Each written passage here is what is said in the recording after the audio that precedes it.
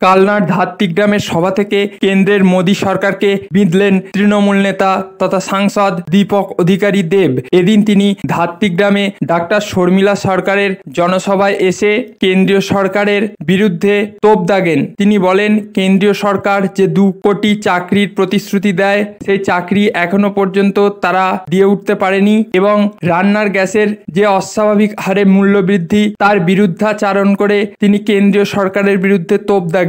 আজকের জনসভায় জনতার উপস্থিতি ছিল চোখে পড়ার মতো। এটা নিঃসন্দেহে মনে করা হচ্ছে যে তাদের কিছুটা অক্সিজেন যোগাবে। এখন দেখা যাক কি হয়। প্রত্যেক বছর 2 কোটি চাকরি দেবে। 2 কোটি তো দূরের কথা, আপনারা শুনলে অবাক হবেন। আজকে দেশের চাকরির অবস্থা স্বাধীনতার পর এত খারাপ কোনোদিনও হয়নি যেটা আজকের সময় দাঁড়িয়ে। তো এই দোষটাও কেন্দ্র সরকারকেই নিতে হবে। তারা বলেছিলেন গ্যাসের দাম 700 টাকা, কেন? আমরা সরকারে এলে 400 টাকা করে গ্যাস দেব, গ্যাসের সিলিন্ডার দেব 2014 আগে। আজকে 10 বছর পর সেই গ্যাসের দাম হয়ে গেছে 1100 টাকা। এই নির্বাচনের জন্য 200 টাকা কমিয়েছে, এখন গ্যাসের দাম হচ্ছে 900 টাকা। বিশ্বাস করুন, নির্বাচন শেষ হবে 500 টাকা করে বাড়িয়ে দেবে, আপনারা প্রশ্ন করতে পারবেন না।